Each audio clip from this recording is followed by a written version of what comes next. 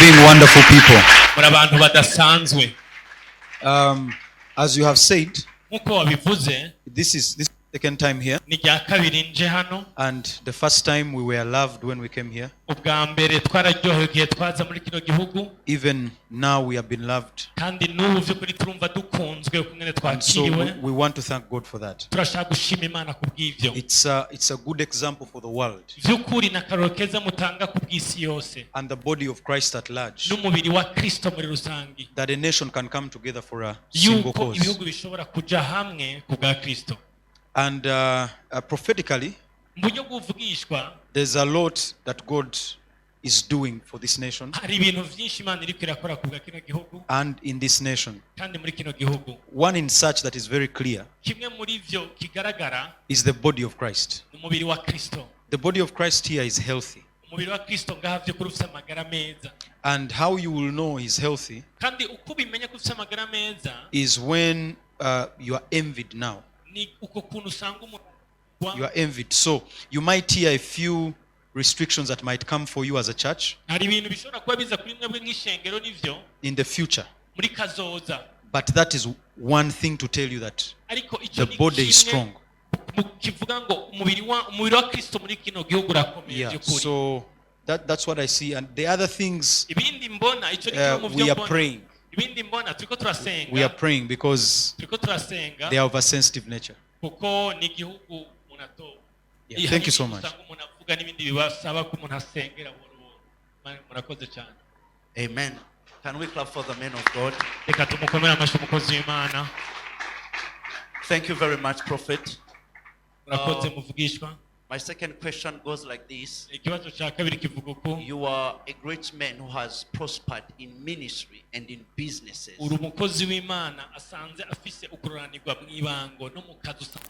How do you balance the two? And which message can you send to the ministers in this nation?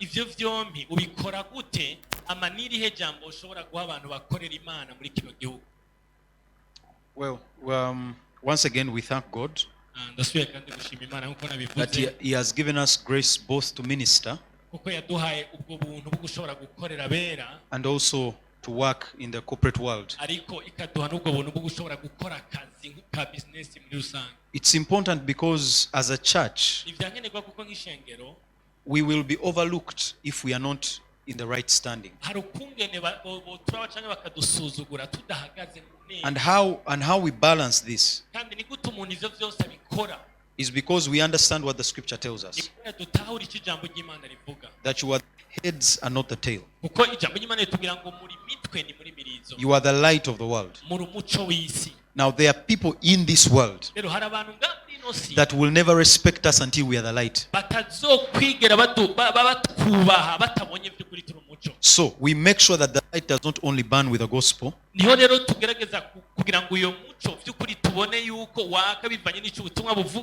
but also in business and in life.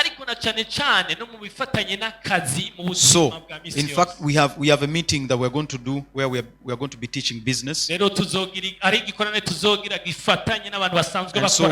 we encourage that those who are able to come, they can come and be impacted.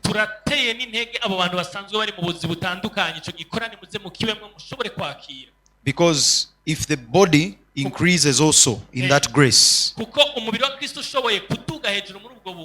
the body of Christ will be stronger. So it's important that the body of Christ learns. Let me just quote a verse.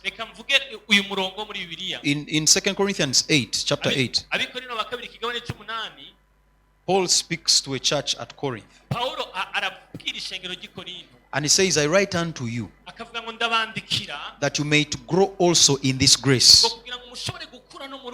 that as you have grace for other things in faith, you may also grow in the grace of giving, so that you can support the body of Christ. Now, how can a man give what he does not have? So his prayer was that they might grow in the grace of giving.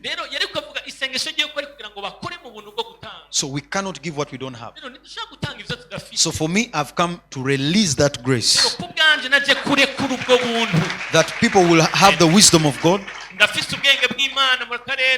even to do business. Yeah. Thank you so much. Can we clap once again for the prophet of God? So, a big gathering is waiting for you tomorrow. What should they expect? So it's like when every time people ask me what to expect, it is interesting because you can't see a doctor and ask what he's carrying. A doctor carries medicine. A doctor carries medicine. A prophet prophesies. Amen. However, we are also going to teach the word. We are going to really teach the word. But we are going to speak to people. So many people. It's important for people to know what they should do with their life. What they should do with their life. The last time I was here, there are people we ministered to. And I can't wait to hear from them what happened. You see? So I can't wait to hear what happened with their life. Because those things which we spoke come to pass. You see, they come to pass. The Bible says prophecy is profitable for edification, for comfort, and for exhortation. So we come that we might build the body of Christ in that regard. So that's why we prophesy, to edify men. We clap for the man of God once again. So this is my last question. In your future plans, do you plan to always come once in a year at least for this nation?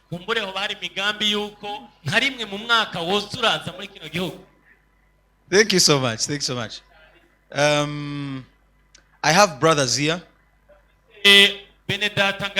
There are many men of God here. I believe that God can work through them. But as of now that we have an opportunity to be here,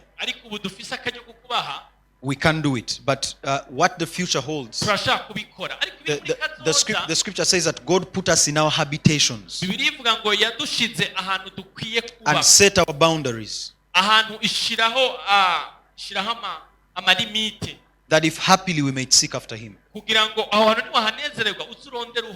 So I believe there are territorial commanders here. If God gives us grace, we will return. But even if we don't, we are comforted by the presence of other ministers in this place. Thank you. Thank you.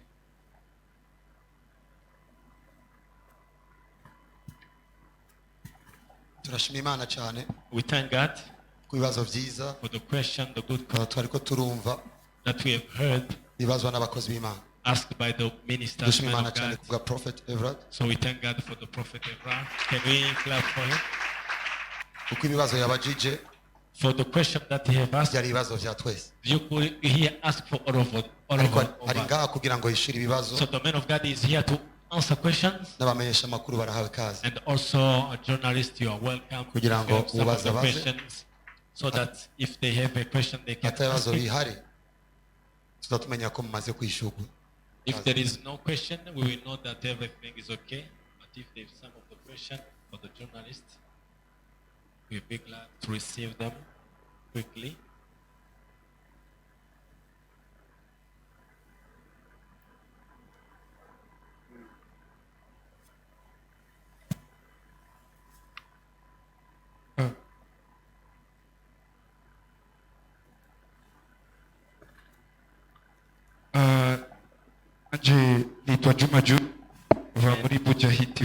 My name is Juma Jones from Bujahi TV. Ikibazo cyanje My nashaka question- mvuge mu Giswahili I can ask sinzi It's okay. I can ask it in Kiswahili.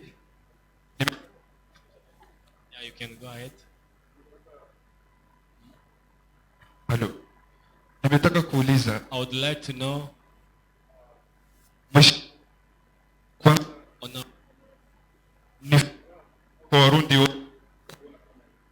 It's a joy for all Burundians to know that you have come in our country. Swali langu ni kwamba ni kitu gani kipya chenye unaweza kuwaambia Warundi na kitawapatia moyo ili waone kabisa kama uwepo wako ni muhimu kwao?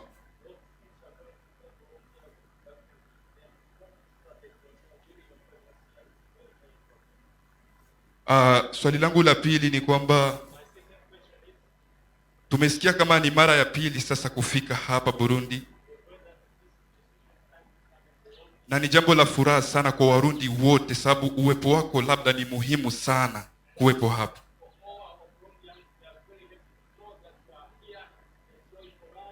Na ni kipi unaweza ukawaahidi Warundi wote kwa ujumla kwa siku ya kesho? Ni kitu gani unaweza kuwaahidi? Labda wagonjwa, walemavu, vipofu, ni kitu gani unaweza kuwaahidi, na ni kitu gani kinaweza kuja kutokea hapo, ama wapate moyo gani watakaposikia hichi kipindi chetu? Asante.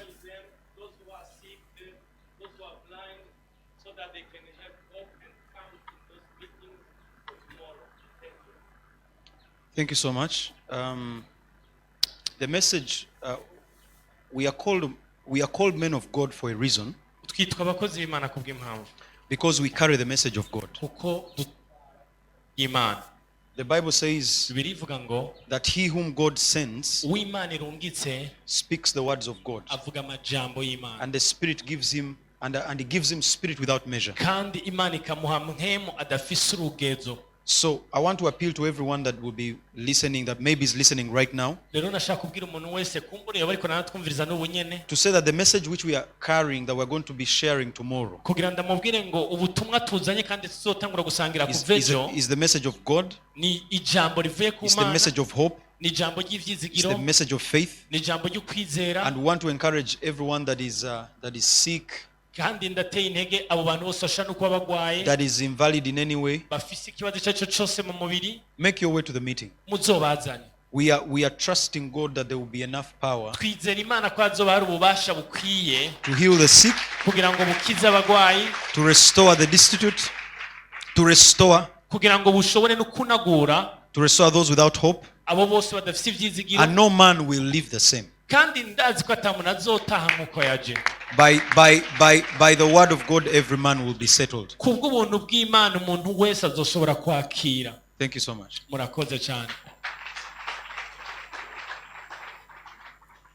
Shalom. This is Shalom International Family Media. I'd like to ask the man of God, have you ever passed in a situation when you felt like giving up, or where you were seeing like darkness in front of you? And how did you manage, or how did you do to reach where you are?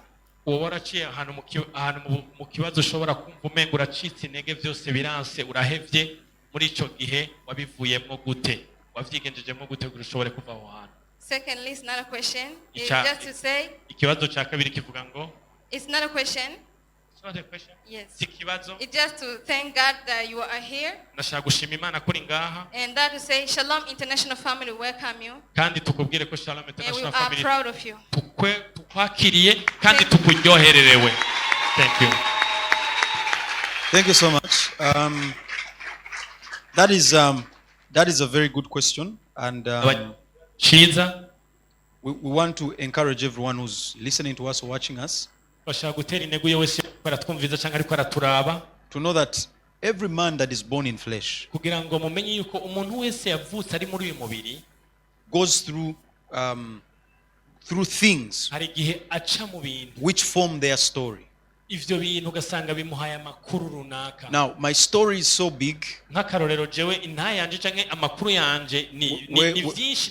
I came from, growing up without parents, aho nakuze atabavyeyi, raising my siblings, aho ari jewe nyene nategeza kurera abo tuvukana, paying my own tuition, aho nategeza kwirihira amahera y'ishuri, finding God, aho nategeza kurondera Imana, and then excelling in ministry kandi wanashaka nkakora igikorwa c'Imana kandi kikagenda neza at a very young age. nkiri muto. So how I can tell you Rero ni gute nobabwira we went through all that story ivyo bintu vyose nabayemo naciyemo, is because God became our solace. ni kubera yuko Imana niyo God became our choice. Imana niyo shwa tugira. God became our Imana yacitse amahitamo yacu, yacitse amahitamo yacu. And the Bible says it is God that lifts men from nothing, from miry clay, kandi Bibiliya avuga yuko Imana ari ishaka gukura umuntu mu and sits them with kings. ikamwicarikana n'abahambaye. So today I'm seated before saints with powerful men of God uyu munsi nicaranye n'abera abakozi b'Imana bakomeye because of the grace of God. kubera ubuntu bw'Imana. The Bible says Bibiliya iravuga ngo no man can attain to this call unless God has called him. nta muntu ashobora kuja muri ivyo bintu ngo ahave uko nyene nk'uko yaje. So I want to encourage everyone that is believing God Rero ivyo dutera intege umuntu wese in whatever situation they are in, naco bitwaye ikintu wowe uri to know mu that God kibazo, is able menye yuko Imana ishoboye to raise you from any place irashoboye kugukura mu kibanza and use you mightily. kandi ikagukoresha ibihambaye. And that's going to be our message this weekend. Ivyo subwo butumwa bwacu, That's going to be our message this weekend. ubwo subwo butumwa nzovuga muri ino ndwi. And we believe that you will be encouraged by our ministry. Ariko turizera yuko hazoba gutegwa cyane n'igikorwa tuzoba turiko turakora. Thank you so much. Murakoze cyane.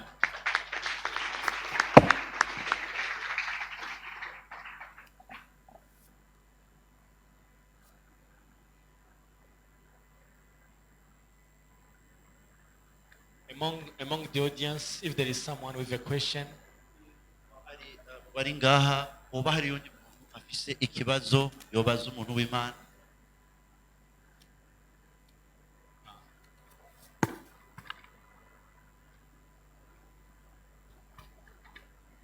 Shalom. Banje gushima Imana kuba I thank God first iduhaye kajyo to give us this opportunity ko kuba imbere yanyu to stand before such a king like you. kandi tukizera yuko hari ikintu kinini ya cyane muzanye mu gihugu cy'u Burundi. And we believe there is something great that you are bringing for this nation. Narifise ikibazo. I had a question. Iri ni rya kabiri muje ngaha mu gihugu cy'u Burundi. As they said, it's your second time to come in this nation. Ndashaka kubabaza. I wanted to ask you. Igihe mwaza ubwa mbere. When you first came in this nation. Hariho umvise such atmosphere. You must have felt the atmosphere reigning in this nation. N'ubu ubugira kabiri aho kungene mu vyumva nk'abavugishwa. And even now, we believe there is a way you feel it as a prophet. Na cyane cyane kumuvugishwa ari umuntu akomeye. Especially that a prophet is a vessel of God that can capture such signals. Iyo injiye mu gihugu abafise byinshi byo gutanga ku gihugu no kubo ahuye nabo. When he enters a nation, he has a lot to release on the nation and on the people that he meets. Mbega hariho tandukaniro hari itandukaniro muri ko ikirere cy'ubwa mbere n'icya kabiri yoba ari hari. Is there any difference between the atmosphere you found when you came and now? Ikindi kibazo cya kabiri. Second question, even if they have asked it, as a prophet, nikihe kintu mwumva kwishengero ryo mu gihugu cy'u Burundi muri rusange? What do you feel for the body of Christ in this nation? Thank you. Thank you so much. One, your first question. Icambere wabajije. Is there a difference between what we felt upon the nation, upon the body of Christ before when we came, and now? There is a difference. And as I said earlier, the difference is in the fact that God has increased the body of Christ in this nation. You got to believe that. You really got to believe that. Because when we say that, a natural eye may not see it. But one time when Jesus was preaching, he said, if you cannot believe the words which I'm saying, you can believe by the works which you have seen. So, as a prophet, I can tell you that the body of Christ in this nation has advanced from where it was last year. Has advanced from where it was last year. And I said, how you will know that you have advanced? There will be restrictions. Yes. And that will tell you that there's growth. Nobody restricts something that is small. Because what do they need it for? So, the body of Christ has advanced. God has raised so many people in this nation with his calling.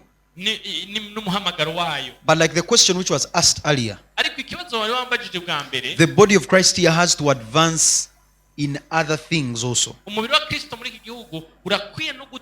terms of business, in terms of leadership, in terms of other things. And when we do that, a lot will be changed in this place. A lot will be changed in this place. So, that's what I feel for the body of Christ. I forget the second question. What was the second question? The second question. Actually, it was speaking about the atmosphere. Spiritual atmosphere, the first day you came. That's what I've answered. That's what, okay. I've answered both, eh? Okay, thank you.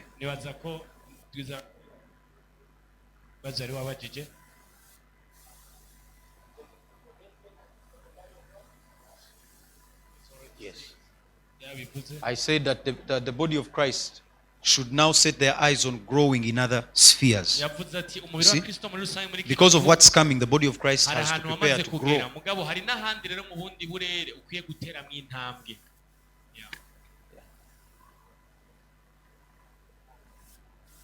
The message of the country, I've said that I'm going to be in prayer for the nation.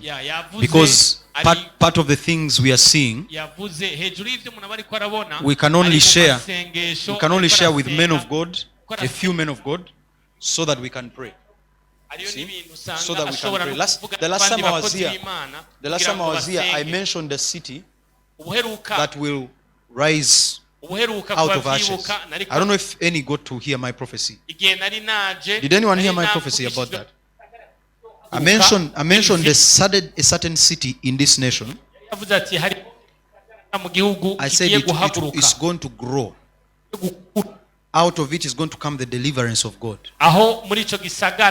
Some part of the deliverance you have seen. If you have eyes, you have seen. But then there is going to be also a physical development of that same place. I forget, I don't know how they pronounce that name, but that city begins with a G. Yeah.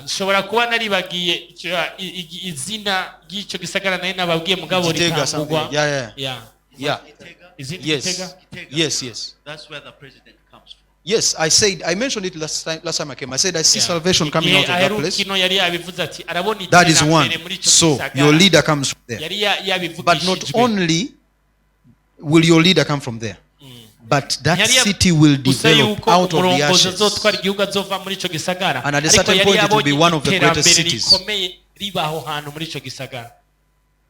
You see, the rest of the things we are praying, we can't say them here.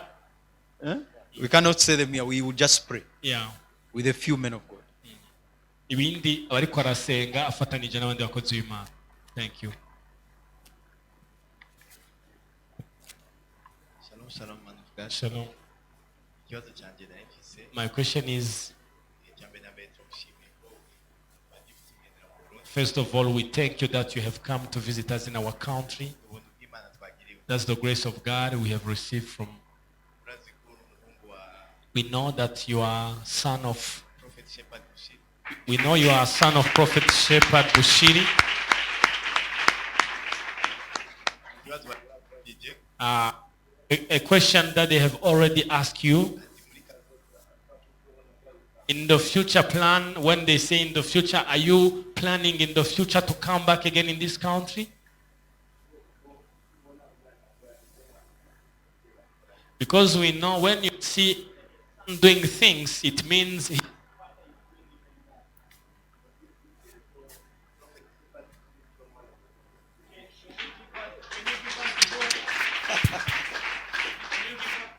Can you give us hope that maybe one day we see Prophet Shepherd Bushiri in this country? Even we want even to see major prophet in our country, visiting our country. My second question is going to this one.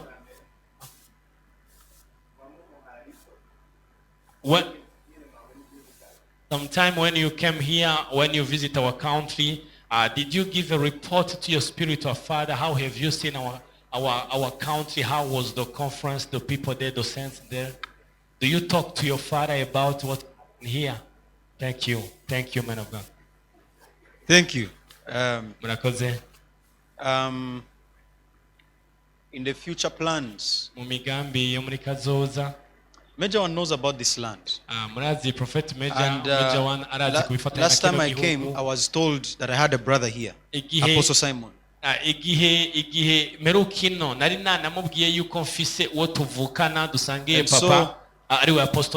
So when I went back, I told Major one that I found your son in Burundi. So he told me, yeah, you bring him, tell him to come. So I took him, he saw his father. We told him about Burundi, we showed him the videos of what happened. And I believe if he will come, Apostle Simon is the right person, he will tell you that. He will come.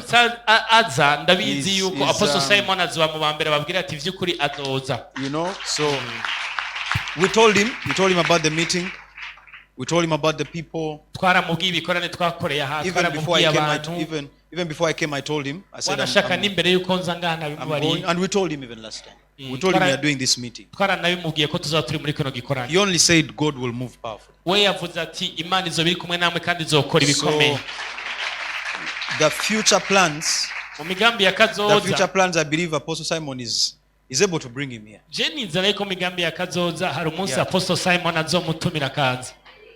Amen. Thank you. Murakoze cyane. Man of God, prophet, you are welcome in our country once again. Turabahaye ikaze. Je simfise ibintu byinshi novuga.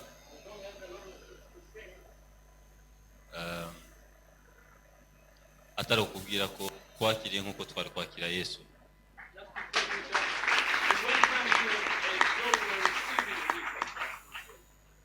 Nta kindi baturindiriye.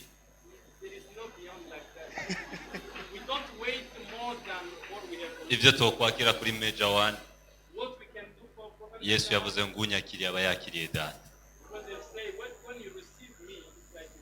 Tukumenyeshe ko atambabazi tugufitiye.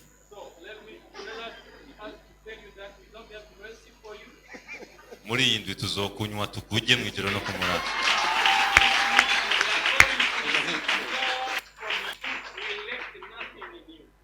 Ushaka kwitegura, wavuze ngo uzovugisha amasaha 3 mu Burundi, ariko modoka tuzokuvugisha nka ku prophetije.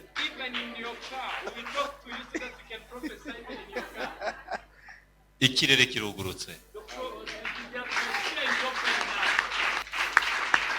Kuvyerekeye igihugu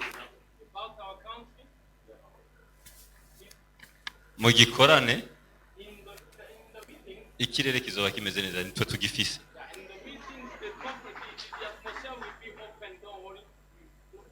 we own the atmosphere. We own it. We own it. Mama, ikenera mu kitugi. Arwana gurira to turahari.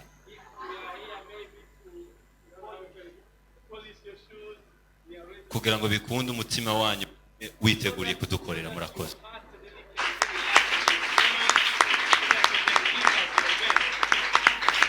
Amen. Thank you, sir. Thank you, sir. We love Burundi. And what people don't know about the prophetic ministry is that the prophetic ministry works with expectation, with excitement, and from your words, from his words as he was talking, I could already feel at peace. So what you are saying is what I want to do. I want to go back empty. So tomorrow it will be one person after another, one person after another. Yeah. God will speak. God will speak. Thank you so much.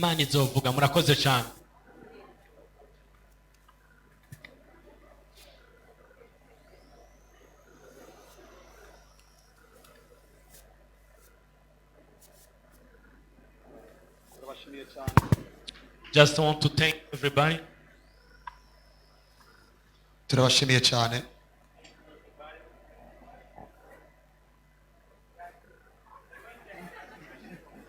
Niwe are you ready to receive another question? Oh, it's done. Aremeye ko mubaza. Urashobora kuza imbere ufite cyo kibazo.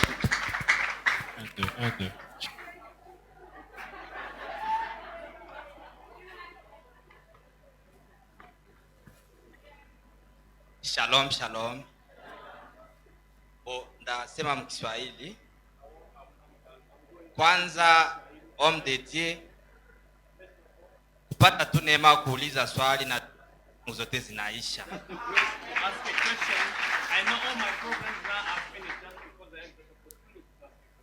Swali ninayo ni moja tu. Nikikuangalia unaonekana sawa mtoto sana. Na kisi unajibana simple kama gisi Yesu alivyojibana. Binifurahisha sana. Lakini ndani yako mko kitu kikubwa sana. Sasa naweza nikaomba ni siri gani unaweza tupatia sewe tuko hapa na wako natufuata mu online, tutaweza fanya hai na sie tuwe kama we basi.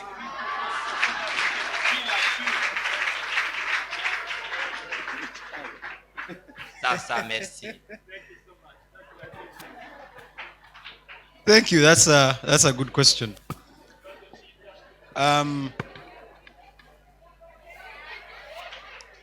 So in the spirit, I'm not very young. In the spirit, in the flesh, I may be young. But in the spirit, I'm not very young. However, what we are, what we become, comes from what we are in the spirit. When I was even much younger, I made a decision to follow after God and to follow sincerely. So I cast myself upon God and it changed my life. And this is the wisdom that we have really come to share. To learn to number our days. Our message must push you to a point where you learn to number your days. The Bible says, I will satisfy you early. I will satisfy you early. And I'm one of those people who believe that. So anyone who will hear these words that we will teach, that we will preach, and have them, God will give them wisdom of a 90-year-old.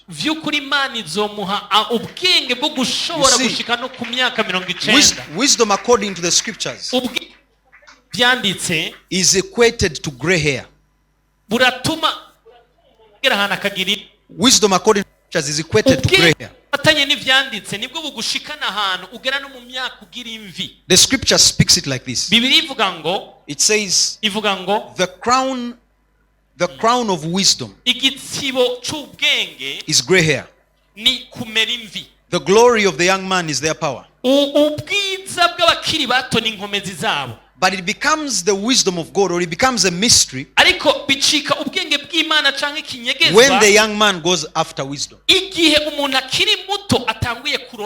Wisdom is the crown of the old. But when a young man goes after wisdom, that is what we call the wisdom of God. So now, how we get there is if we run after this wisdom of God. With all that we are, so in our teaching, we are going to be teaching the wisdom of God. And you must be ready to receive. And if you receive with an open heart, God will definitely bless you. God will definitely bless you. Thank you so much.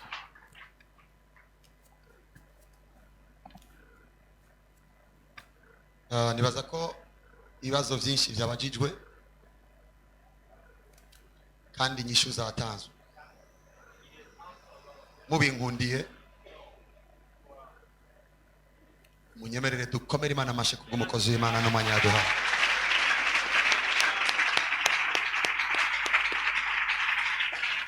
Urashobora kugira neza kurusha ngaho.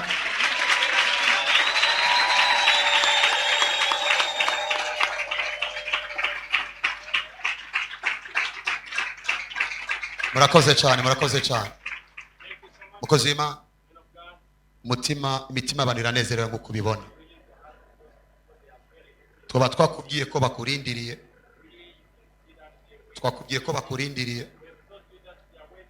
ariko urabyiboneye ko bakurindiriye.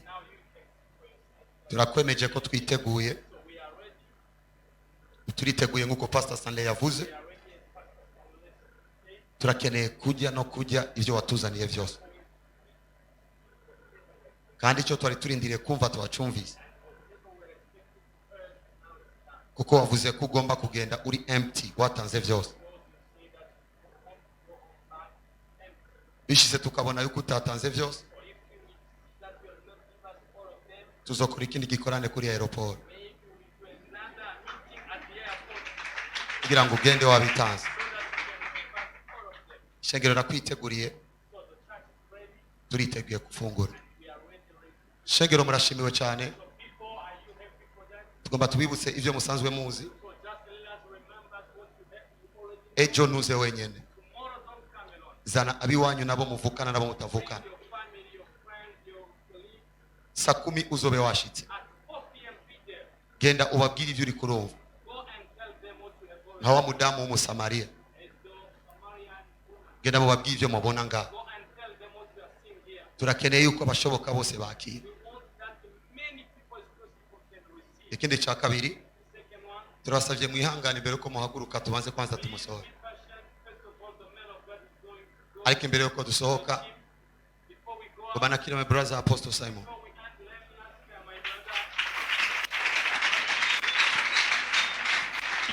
Ariko nanyibukije imbere yuko nakira Apostle, nagomba menyeshe amamedia ari ngaho.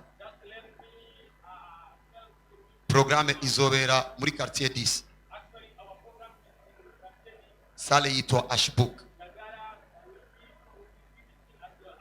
Umanukana ijya Buconyori,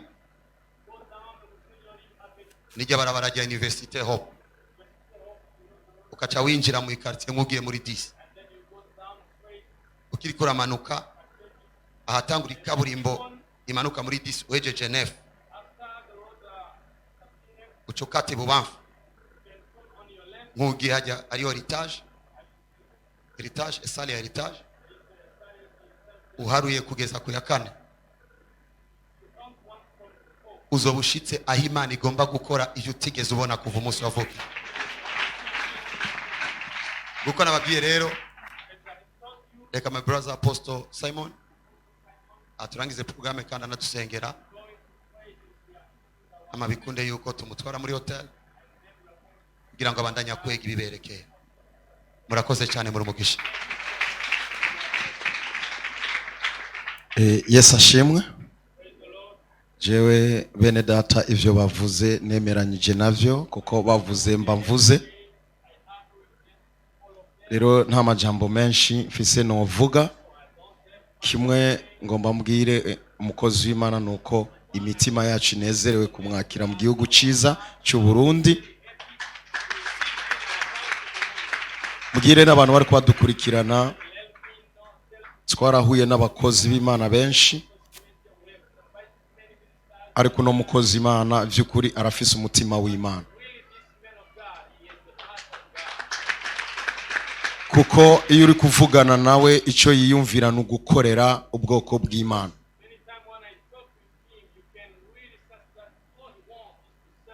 Reka tubwira rero amaze kuronka vyinshi akene kandi aruhuke aronke vyinshi cyane.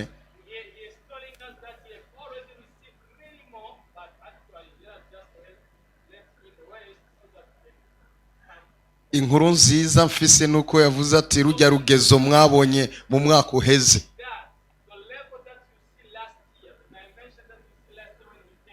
Ubu unye ntimwitegere ujya. Oya.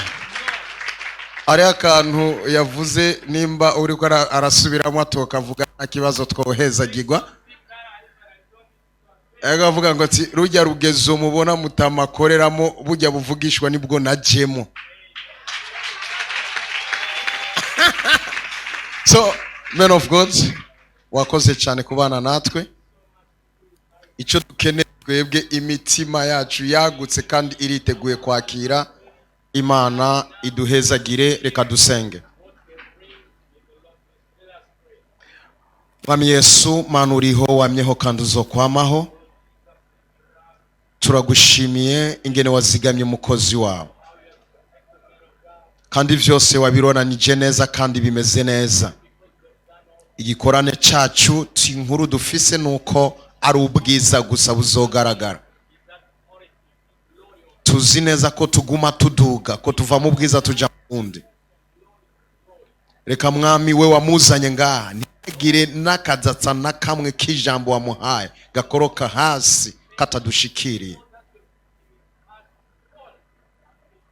Reka ino nzani nyota ishikire benshi kugira tubane muri kino gikorane babone ubwiza bwawe.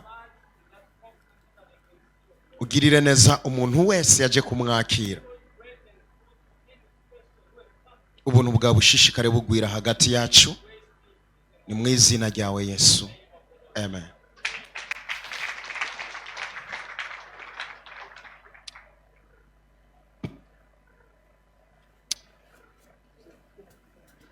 Eka dutange inzira turindire gatonye umukozi w'Imana agende, ama turaza guca dusohoka. Thank you.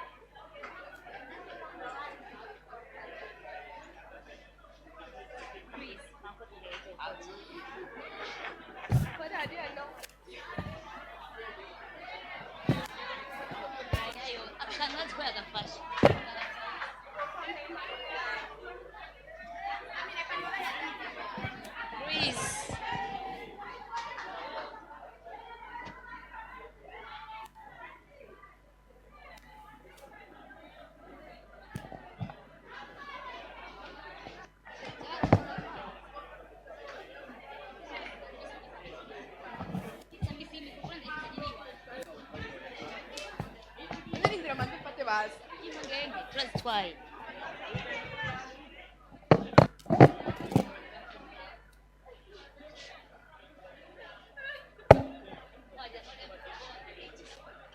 zose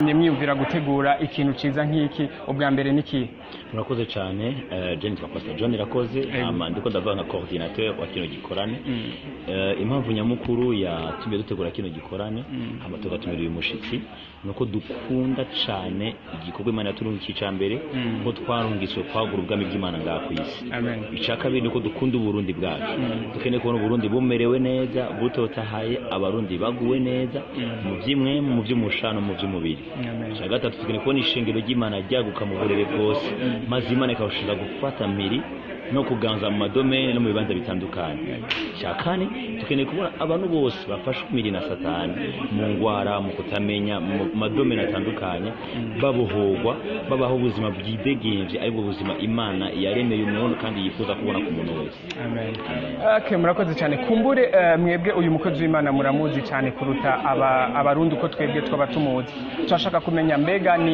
yihe ngabire yo mu buryo bw'imwe mu mwizera ko azohereza abarundi mu mise azomara hano murakoze cyane nkuko mwabyumvise yavuze muri conference de presse yitwa Prophet Brian Kagyezi so izina rero niryo muntu ngo abarundi bavuga yitwa prophet and a prophet prophesies numuvugishwa umuvugishwa aravugishwa rero ico twiteze ministeri yiwe ibango koreramo no kuvugishwa yabivuze azokugisha ijambo ry'Imana azokiza abagwayi ariko kandi azotugira umwanya wo kwakira ubuvugishwa mu buryo butandukanye rero akarere kiwe kanini numuvugishwa amavuye mu gihugu c'Ubugande subwa mbere aje no mu makwezi yaraje ubu nugira kabiri aje okay nk'akabazo ka nyuma turashaka ngo mubwire abakunzi ba Sunlock TV musubire mubibutse aho ivyo bikorwa byose bizobera kugira ngo abarundi baze biyakirire ivyo bitangaza vy'Imana turabashimiye cyane hama turabatumye muri mwese bwo muradukurikirana muri iyo conference y'ubwiza izomara imisi ibiri ni imisi ibiri ntibagirana uzoza wese